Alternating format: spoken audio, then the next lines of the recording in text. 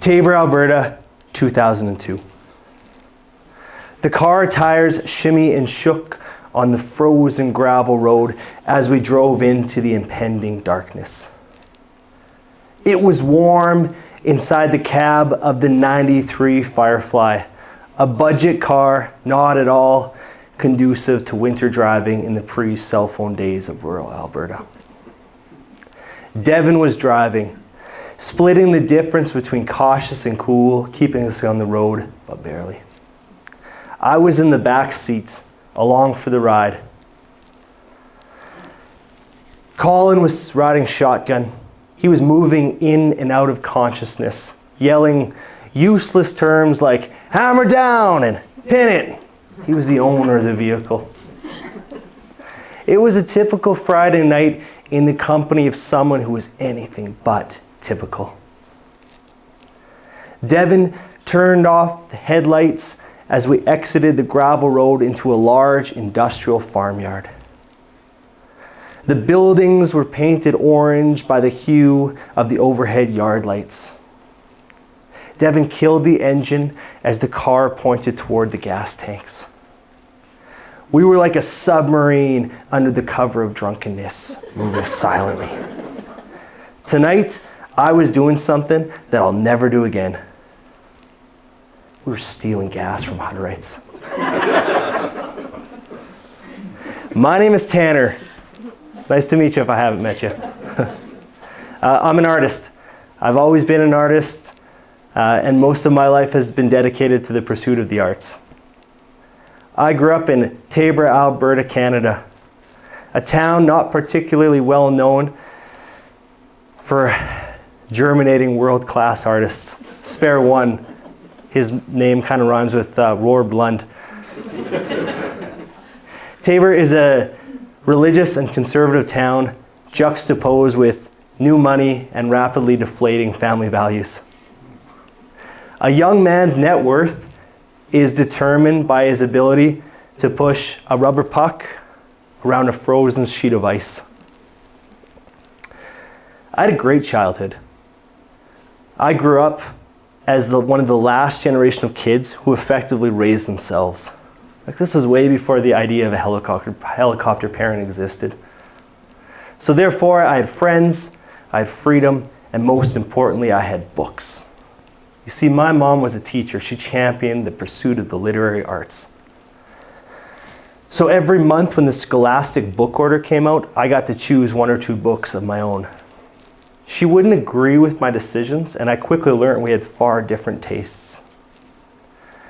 In the 4th grade, I read John Steinbeck's American classic of Unlikely Friendship of Mice and Men. You're not going to like it. You're not going to understand it, I heard her say. What a challenge. Like, when someone tells you you're not going to like something, man, I read that book with a scholarly interest. She was right. I didn't understand it all. I was too young. But the parts I didn't understand, with time, they revealed themselves. In the 5th grade, I read To Kill a Mockingbird, same thing. In the 6th grade, me and some guys from class read Rita Hayworth and Shawshank Redemption, better known by the film title. It blew me away. I related to the protagonist, Andy. He was a prisoner, he was thoughtful, he was insecure. And I felt stuck. I felt like a prisoner as an artist in Tabor at that time, a painter without a canvas, and I didn't know what to do.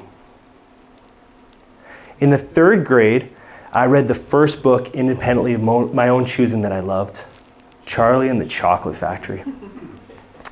It's a little bit weird, I heard my mom say. And she was totally right. It's super weird.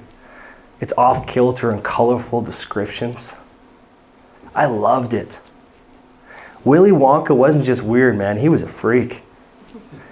He handed the golden ticket, the metaphorical ticket to paradise to kids to go to the chocolate factory. I heard a little voice inside me when I finished that book say, listen to the freaks. They're going to get you out of here. They're going to teach you how to be an artist. Big J was a Zen master born in a trailer park. That's this guy here, who we wrote the book about. He was a cult leader without any actual leadership skills. I met Big J on the school bus. I was introduced by our mutual friend Colin.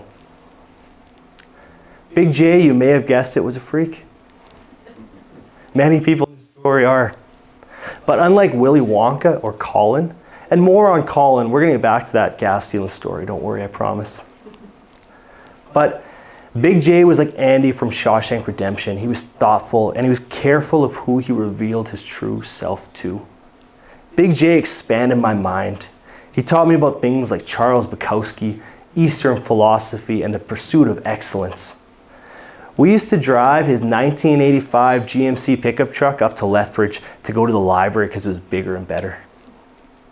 Big J took out books on Eastern herbs so we could learn the health benefits of ginkgo biloba, ginseng, and green tea. He took out a book on small engine repair and mixed martial arts. I took out a book on midnight cult movies, launching my lifelong obsession with directors like George A. Romero's Night of the Living Dead, John Waters' Pink Flamingos, and Alejandro Jodorowsky's mystical take on the Western El Topo. The ironic part was, being from Tabor, we didn't actually have library cards.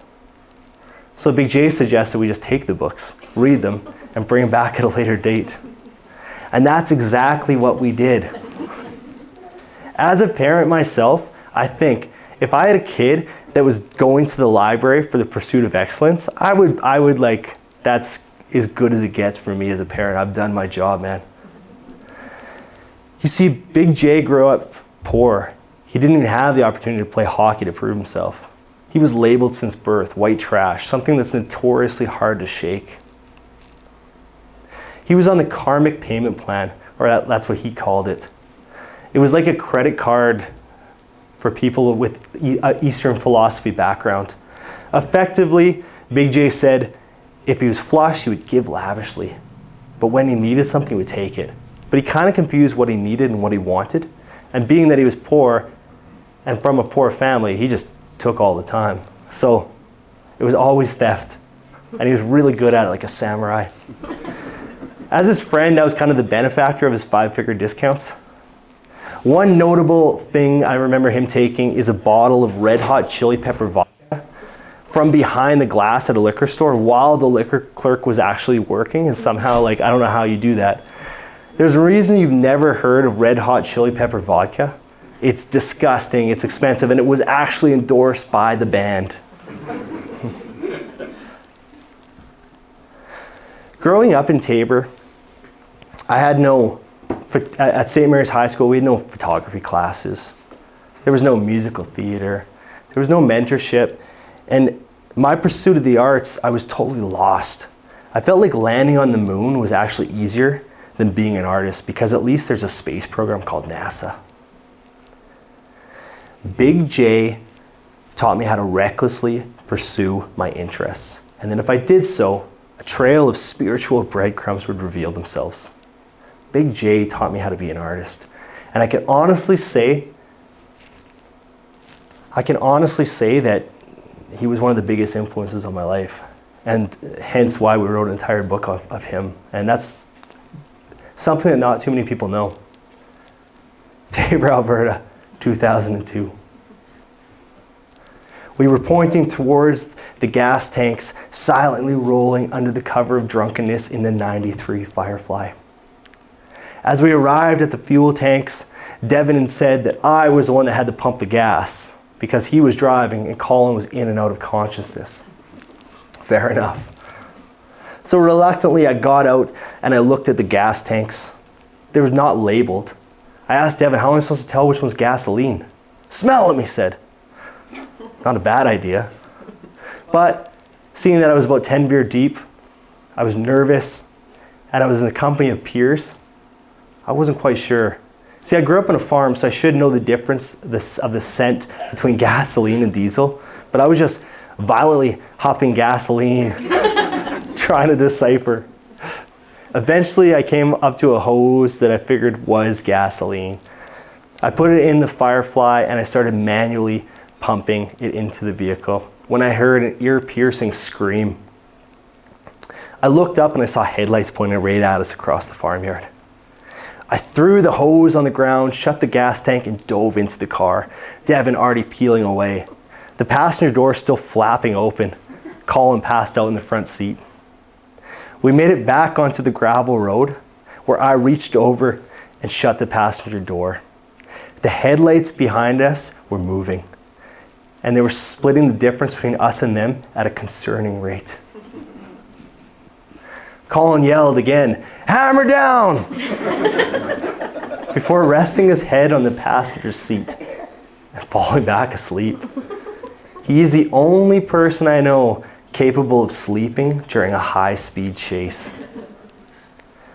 Now, before we move on with this story, I gotta tell you about Colin, because man, he's a freak. I met Colin as well on the school bus. But the difference between Colin and other freaks in Tabor was Colin was accidentally popular. Maybe it's because he was confident, a good fighter, he was mature, I don't know. But I saw many people in Tabor pine for his attention unsuccessfully.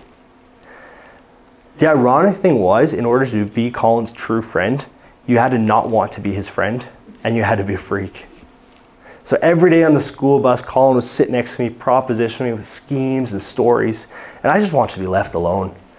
I remember one time I literally had a VHS copy of American Werewolf in London. I'm like, yeah, the last thing on earth I want to do, man, is hang out with you. I got American Werewolf in London on VHS. Do you know how hard that shit is to find in Tabor? Incredible movie. Bad Moon Rising, when he's like turning into a werewolf with practical effects. Come on. But being a people pleaser, every once in a while I felt compelled to say yes to Colin. And I usually end up back home, tired, broke. But every once in a blue moon, everything Colin promised would be delivered, and it would be the craziest night of my life. And I'd have a story like the one I'm telling you tonight about stealing gas from Hutterites. Something that never gets old, ever. After high school, Colin and I both found ourselves at the Lethbridge College. At the time, better known by the acronym LCC, a marketing flub that often dubbed it Last Chance College. We were having beers one night, and Colin said, "We should start a pub crawl business." I said, "Yeah, sure," thinking that the idea would die by daylight. A year later, we had ran a very successful and lucrative pub crawl business in Lethbridge with sans business license or insurance. It was crazy, but it was such an awesome time. And it was my part-time job during my second year at college. That spring, when I graduated from the college, I had nothing better to do. So I came up with a social experiment. I was gonna say yes to whatever Colin proposed for the whole summer and just see what happened. The summer of 2006. Now, a Jim Carrey movie came out at the same time called Yes Man, and maybe I was unintentionally borrowing from the plot of that movie. A month later, I found myself in a place called Ocean City, Maryland, living in a surf shack on the beach. How crazy is that? Colin got us working visas to the US from a Mormon company that had an office in Lethbridge. They would take mostly Mormon boys who had just completed missions selling eternal redemption and then have them sell security systems instead. Makes sense. Colin signed us up, and I'm not sure if they thought we were young Mormon boys, but regardless, we got a free working visa, a paid cell phone, and a little bit of a travel allowance. 2 weeks on the job, Colin had us escaping at midnight. We were headed to Myrtle Beach. We stopped at the bank along the way. A bank teller told us Ocean City's better. Colin said, "Do you want to go to Ocean City?" And I said, "Yes." Hell yeah. Ocean City was the best summer of my life. It was there that I first got the confidence to sing and play guitar on the boardwalk on the beach. I got my first 50 shows on that stage of sand with the ocean breeze blowing through my hair.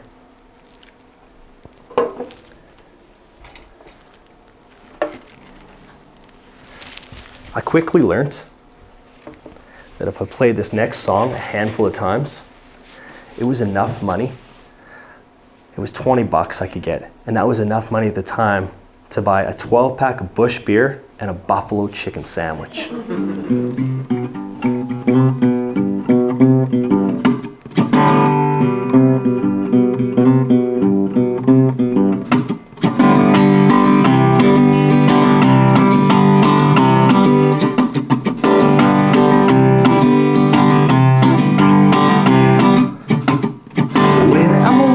I strum the stuff, I am so strung out. High as a kite, I just a mile. Stop to check you out. Let me go on like a blister in the sun. Let me go on. Oh, big hands, I know you're the one.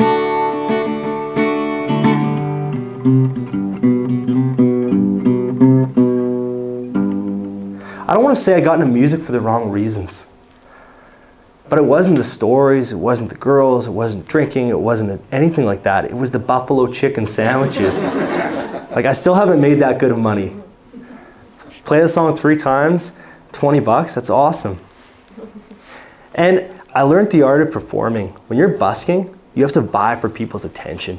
You got 10 seconds to try to, before they can get past you, to get them to stop and just look at you and engage. And if they do, you often get money.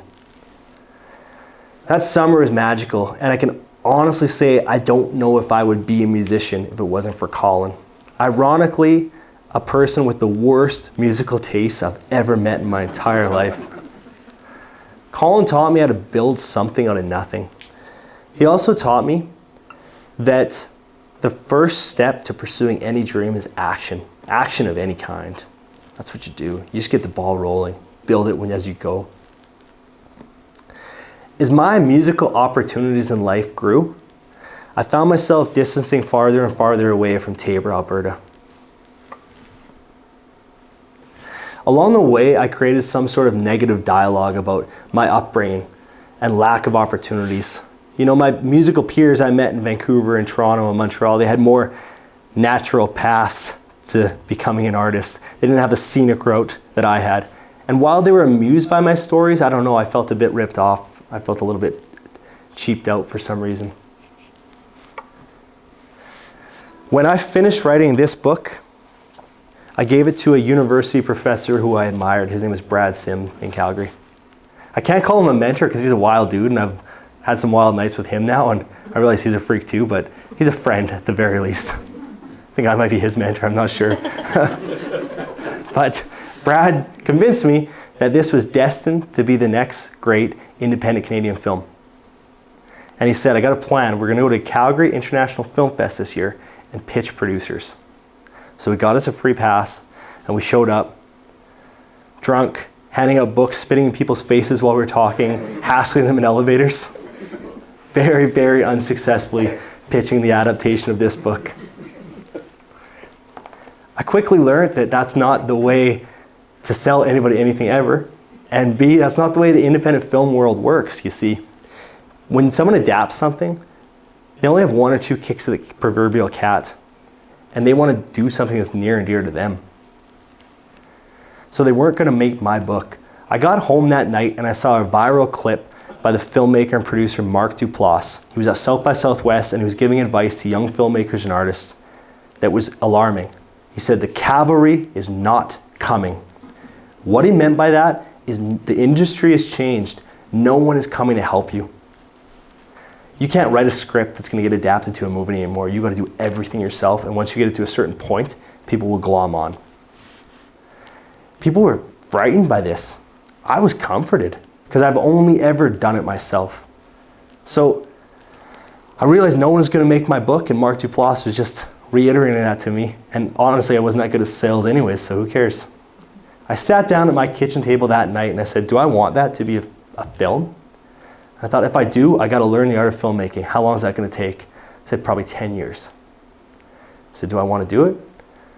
And that night I committed to it. The first couple of years, I made bad horror movies on the weekends with my friends. And I loved it. It was the sonic equivalent of playing in a punk band. It was getting the reps in and learning the form. Mark Duplass had another really valuable piece of advice. He said, use what you got. What do you have that no one else in the world has? So I sat down at the table again and I made a list of my assets. I own nothing. But I could write a song and I knew lots of people that could play songs well. I also had the freakiest of all freaks, Wild Bill. Yeah, thanks, Reed. Wild Bill arrived in Taber long after I'd been gone.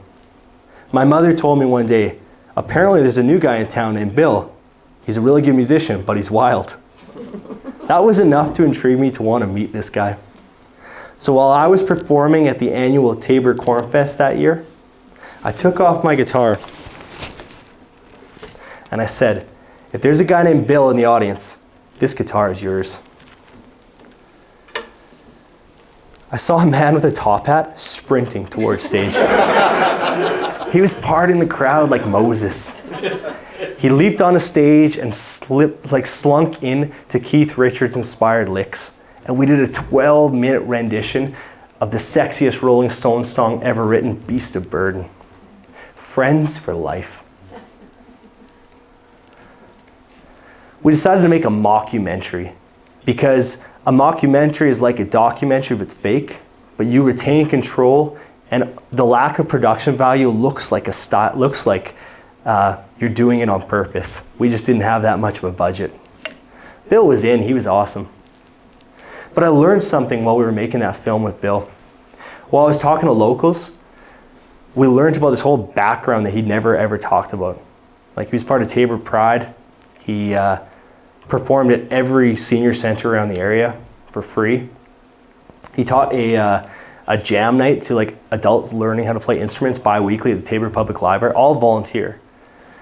He taught like teenagers how to play music, and anyone that asked, he just had unlimited time to just teach and support for free. He was like this philanthropic, artistic Santa Claus that just kept on giving and building.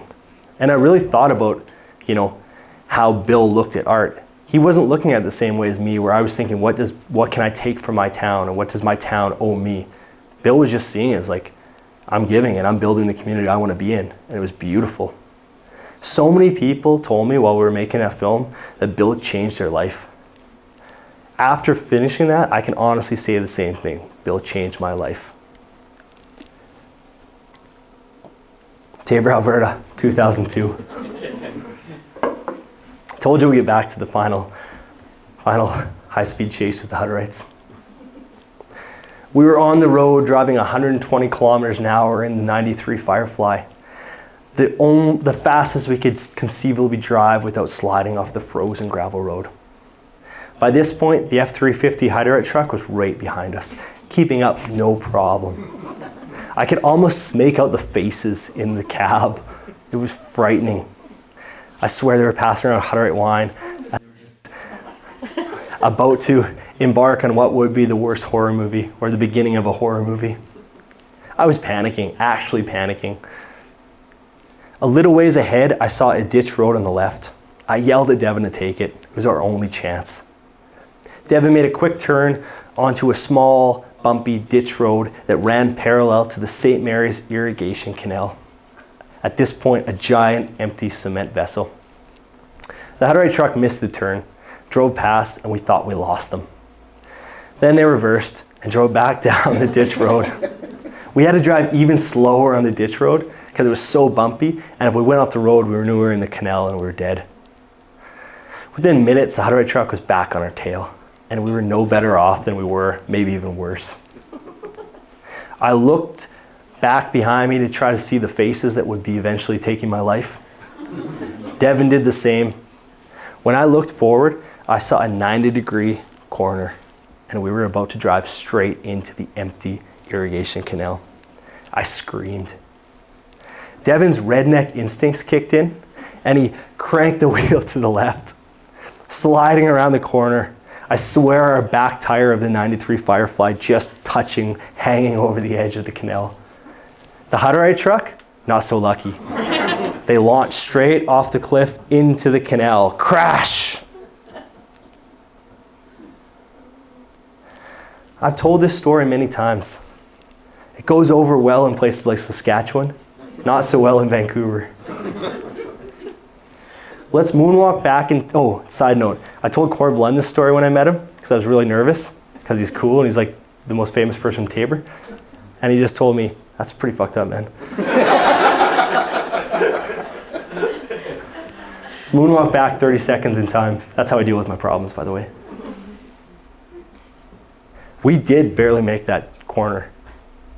But the Hutterite truck, it stopped in time. And they stood there, probably realizing they scared us enough, and also realizing they almost took their own lives due to reckless driving, and maybe it was time to let it go. The next weekend, Colin and some different guys went back to the same colony to steal gas. The Hutterites called the RCMP, and when they got back to town, they got pulled out of the car at gunpoint and got their parents called. I like my story better. It's because I'm in it. You see, I realize now as an artist growing up in Tabor, it gave me stories that no one else has, and it taught me how to tell stories. You see, in Tabor, we don't call it spoken word. I've never actually liked that term. It feels pompous. We call it bullshitting. And my friend from Saskatchewan says, everybody in Tabor can tell a story. We know about punchlines. We know about pacing. We know about empathy. And it's part of our DNA, and I feel a right to that. I was thinking about Charlie and the Chocolate Factory the other day.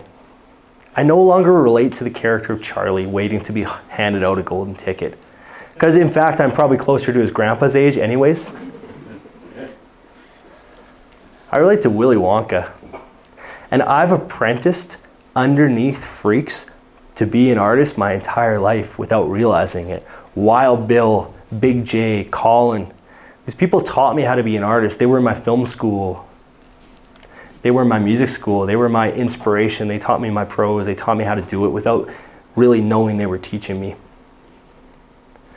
Bill told me one time that when he moved to Tabor,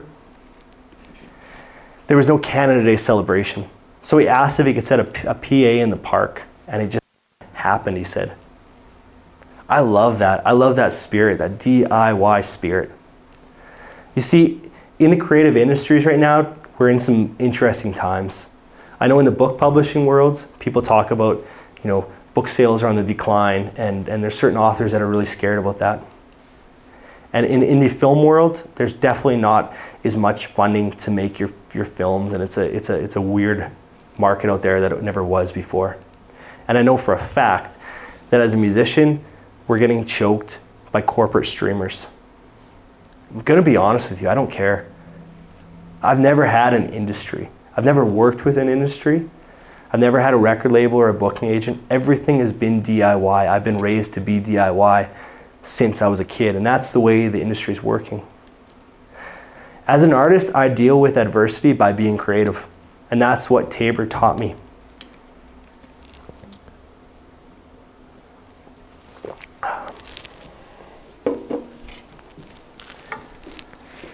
Now when I see the Tabor skyline, I don't see a lack of opportunity of what I missed out on. I don't feel ripped off anymore. I feel inspired, and I think about what I want to offer my community.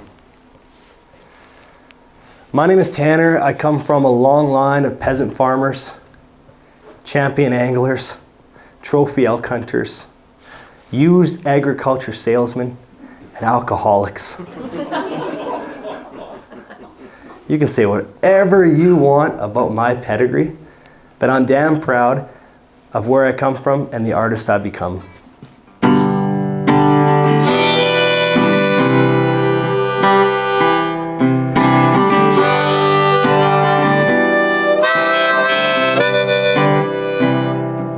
California could fall into the sea.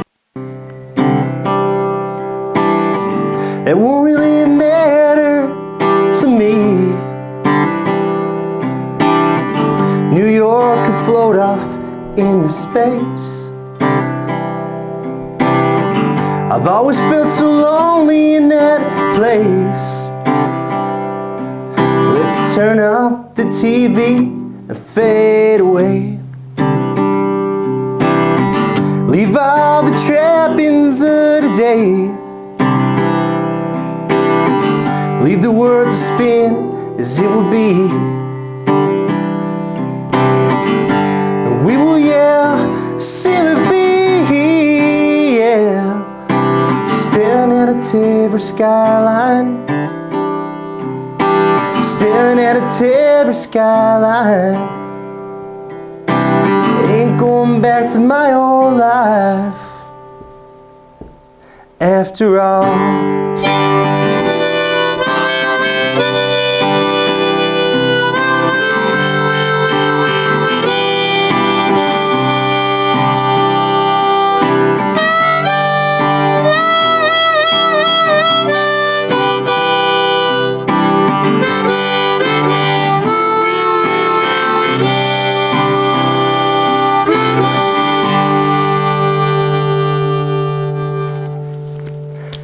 Thank you very much, folks, for coming and rolling the dice with me. It's been a slice.